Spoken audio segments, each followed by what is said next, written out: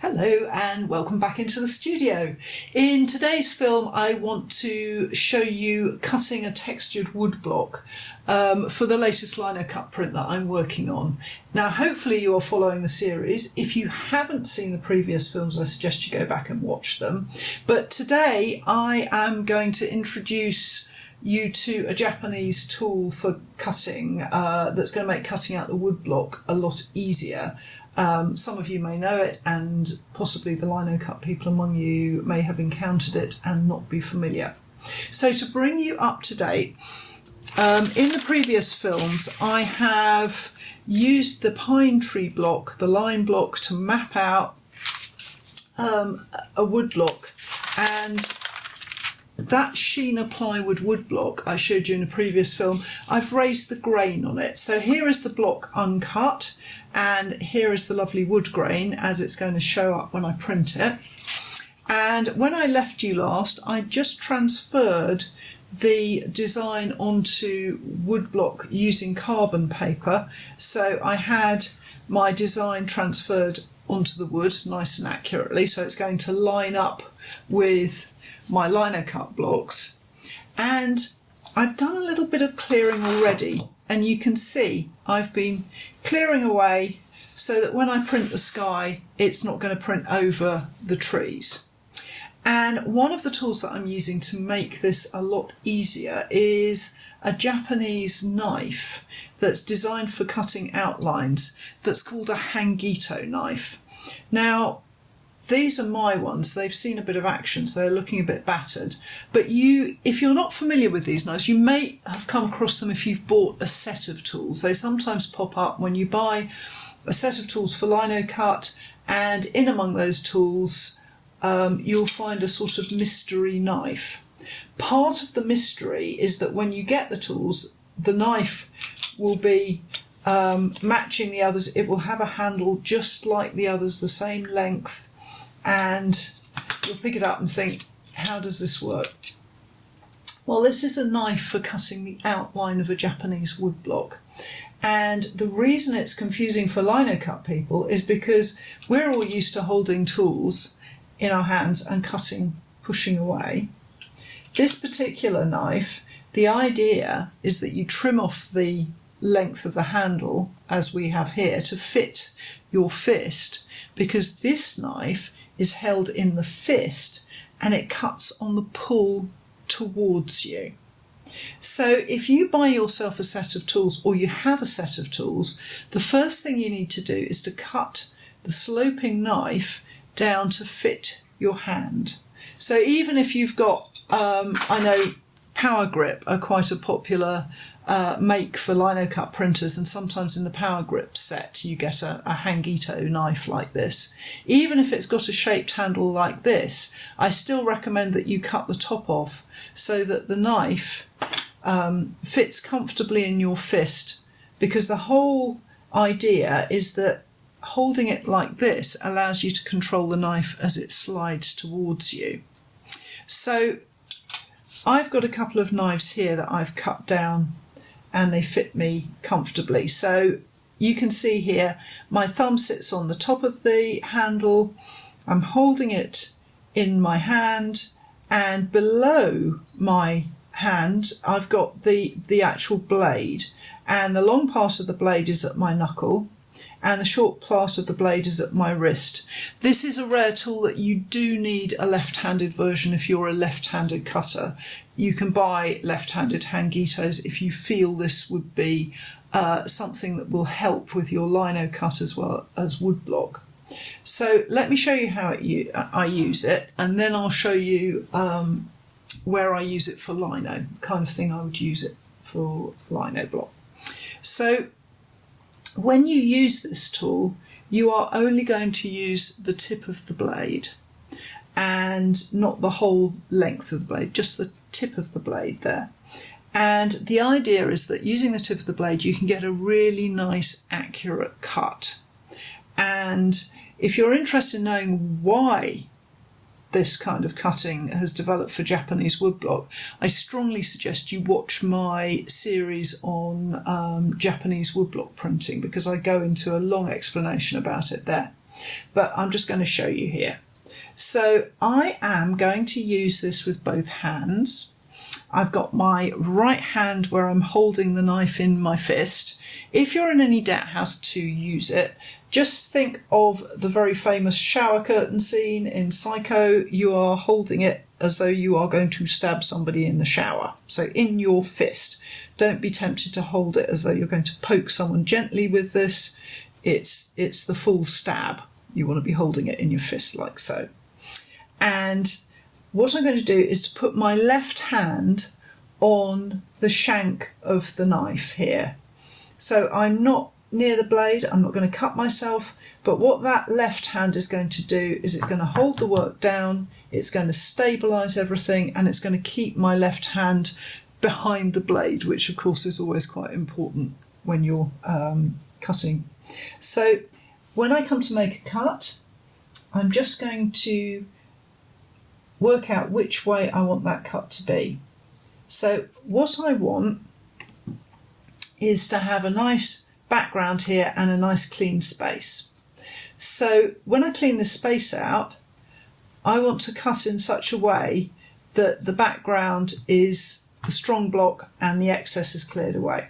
So this knife cuts with a slope. If you look at my hand straight on, you can see that there's a slope when I'm holding it. So when I come to cut, I'm going to make a slope. So I want to make the slope so that the knife is sloping away from the block that's going to stay behind into the dead space that I'm clearing out, because that way I'll end up with a block that's got a nice wide base and is nice and strong. I don't want to undercut the block. So it's important which direction I cut in, and there is a very, very simple rule for this.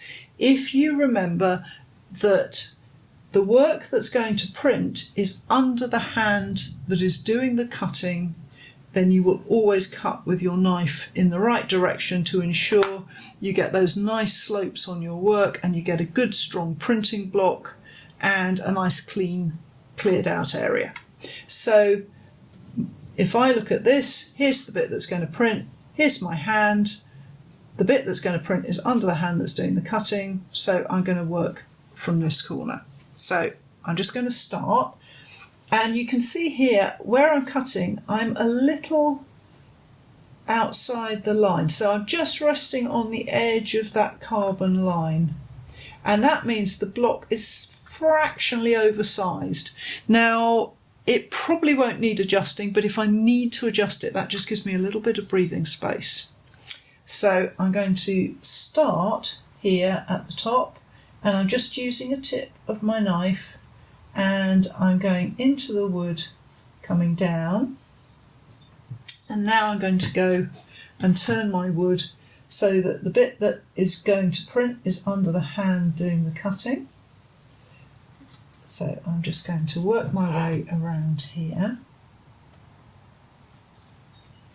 And the nice thing about this tool is it means that if you're not used to handling wood blocks, cutting out wood blocks, if you normally cut with lino, and this is a new experience for you, because you're using the tip of a nice sharp knife, it allows you to be really accurate and to cut through the wood fibres far more easily, in my opinion, than if you use a conventional lino tool. Now, it is an unusual way to cut for lino cut printmakers. It feels very counterintuitive. We don't really have tools that cut on the pull in the West, but once you're used to it, it's a terrific tool for cutting out lino. So while I'm talking to you, I'm just going to work my way down, and you can see I'm working in a series of cuts where I'm moving the work. I'm not trying to go round curves as I would do with a lino cut. This knife is all about cutting on the pull, and it doesn't respond so well to trying to sort of just go round contours as you would with a lino cut tool. As you get more familiar with it, it becomes easier to be more flexible. And what you'll probably find is that as you get used to it, you'll start being a lot more able to manipulate it, and you may start cutting using the back of it and be a lot more free and easy with it. But to begin with, just practice working with shortcuts, and remember you aren't going very deep. Here I'm going down to the little below the next layer of plywood, so I've probably gone down about maybe 2 millimeters here. It's going to be enough for me to get a nice clean print for my my design. So I've just worked my way all the way down that branch side there, and I want to make sure that this edge of the block is completely protected before I start all this clearing out stuff. So what I'm going to do is turn the block round, and still cutting towards me, I'm going to cut back on myself. So what I'm doing is I'm taking advantage of that sloping cut to create a V. So a sliver of wood is coming out. So I am undercutting that little bit of wood in both directions. So here's my sloping away from me cut from the block, here's my new cut, and they're creating this V shape, and so I'm getting a sliver of material coming out. So I'm getting a nice protective little trench around my cutting. So when I come to clear away, it means that I'm going to have a lot more protection for my block. So this isn't a totally necessary tool in your armoury as a linocut printer, but it is a great tool for woodblock cutting, and also it's just a really nice precise tool. And since so many people seem to get them in packs or sets of tools, I just wanted to take the time to explain what this knife is and its potential. So you can see that I'm just liberating. Here, where I've got to go a little bit careful here because this is a slightly small area. So I am just going to take my time to cut through and just work my way out. When I teach my classes, people are always a bit taken aback by this knife, and they're always convinced that it's not for them. And then about an hour into using it, they really like it. They like the precision of it. So if you've got one, I do urge you to cut the handle down to size and give it a go. Okay. So what I've got here now is a lovely accurate sloping cut away from that area, and I can start clearing this side out. So I've done the rest of the outline cutting, and before I clear it, I just have one final bit to do here. And I wanted to show you that because it's a very fragile little area there. If you're used to lino, you're kind of used to the stability of lino, whereas wood, because it's a fibrous material, is a little bit more tricky in that if you're not careful about how you sever the fibres, it's easy to kind of chip off or pull off parts of the wood, especially if you are working, as we are here, on a thin, cheap piece of plywood. So the beauty of this knife is that it acts almost like a scalpel, just going through cutting the fibres. So with this little knobbly bit here, this area of sky, it's only a tiny bit, but it's quite important. So I really don't want to lose that. So I've made my first sloping cut around it, and now I'm going to go back on myself and create that little canal there that's going to protect that area.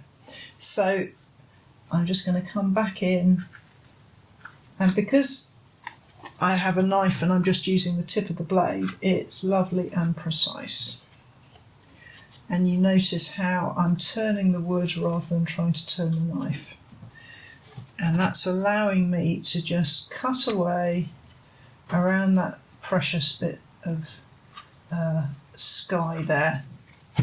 And now I need to isolate, do the same thing with this area here without losing that bit. And again, that little knife is so neat for that.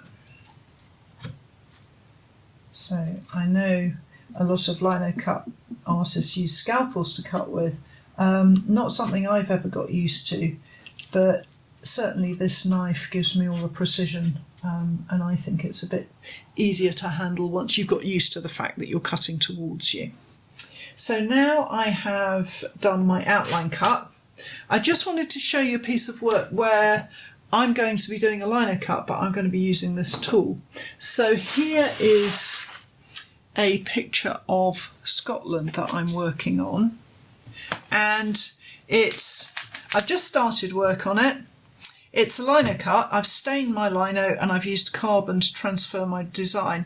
This stripy sky, that's not because I want a stripy sky, that's simply that I am going to clear that area out, and I've made some initial cuts and I'm going to go back with a big flat chisel, clear those bits out. But what I wanted to show you is this netting that I've drawn here over the hill. What I want to do is to cut out all the in-betweens and leave these lines. And that's where being able to use the point of a knife and just cut very precisely is going to make it very comfortable for me. And if I angle my cuts so that they're nice, the cuts are nice exaggerated slopes, with the smaller areas I'll just be able to nip out the lino and get a nice clean cut. So this knife, if you can master it, terrific for doing these little angular shapes where a conventional lino U or even a V tool might not cut so easily. So this is going to see some action. I will endeavour to do some live streaming of that on my Instagram channel, so if you're interested to see that, keep an eye on my Instagram, and I will show you some of that when we get round to it. Be a little while because I've only just started on that print. So back to this one. And now we're back in more familiar territory of doing clearing out, and I'm going to use let's do some power grip work. I've got a whole variety of tools here, including traditional Japanese woodblock cutting tools and my probably more familiar to people linocut tools. So linocut tools will work on wood. They are, it really depends on how sharp they are. So that was a Japanese tool a lot of linocut artists use, but it's really designed for woodblock. This is very much a linocut tool, and as you can see, it's working fine. I don't tend to use them for woodblock. I tend to go back to the Japanese tools because I have them. But if all you have is linocut tools, don't be afraid to try with them. So you can see here, I'm just working my way across with that smaller tool. And because I've got these cleared away canals protecting, well, moats really protecting the woodblock, it means that I can run my tool along safe in the knowledge that I'm not bumping right up against the block when I'm taking the wood out. So here it's really quite fiddly, so I'm going to actually go back to a little tool, my little linocut tool, and because of the cuts I've made with my knife, my Hangito knife, what I'm doing is really just prizing out the wood and making sure that there are no stray hairs and things like that.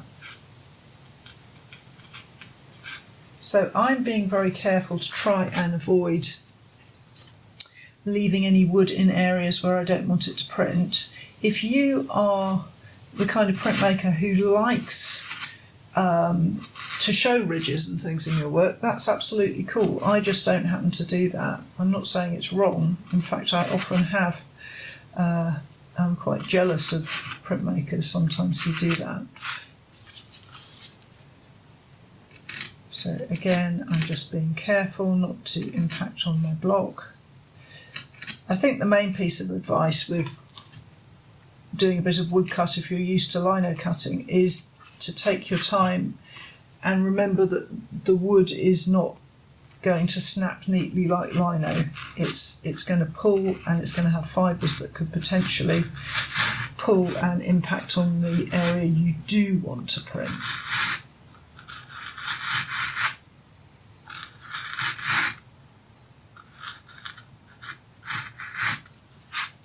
So I've cleaned a little bit away there, and I still have some ridgy areas.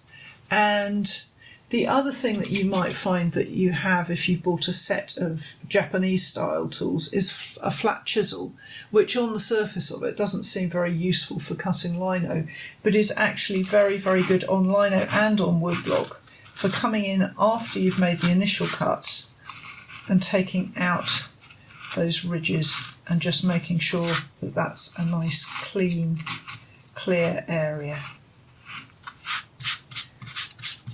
So the other bit that I've got to cut is around the outside of the print.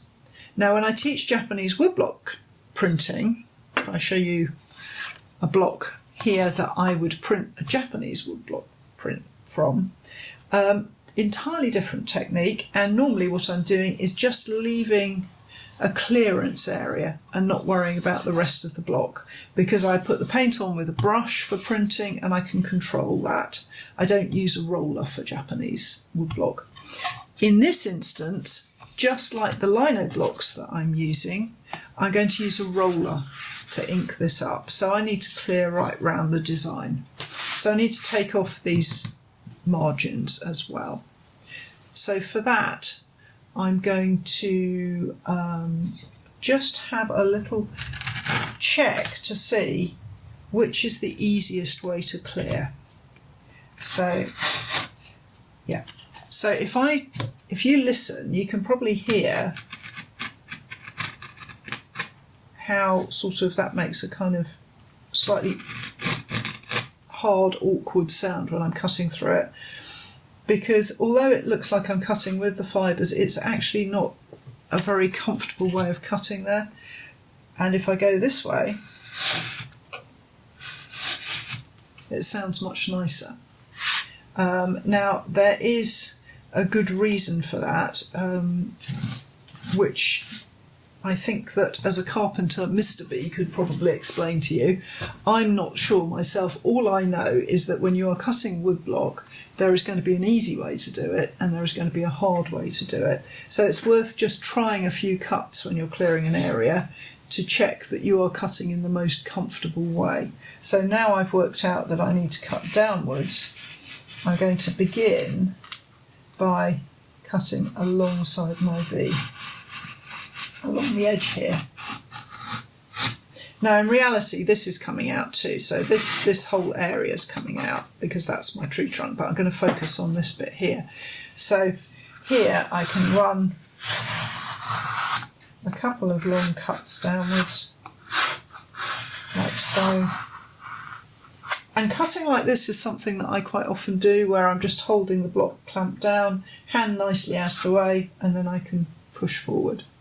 So now I've done that, I'm going to use a nice flat tool here. Now, I bought this from Hand Printed.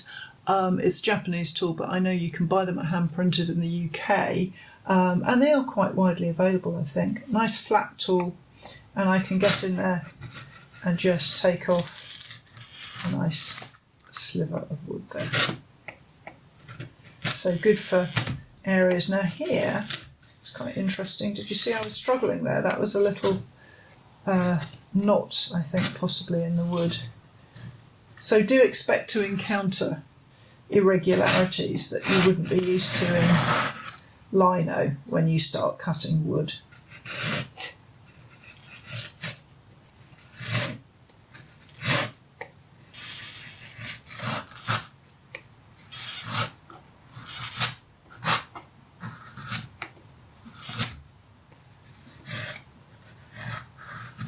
People often ask me if you need to sand the wood after you've cleared it out. I never do. I'm always a bit leery about using sandpaper on wood at this stage because I always think it generates masses of dust which you then have to scrupulously clean off everything. And I'm not sure that it helps. But if you do it and you think it does, do leave me a message in the comments below because I'm always interested to hear. You know, just because I do it this way doesn't mean that it's entirely the right way to do it. So you can see how very quickly I've got a nice smooth area there. If I try going across,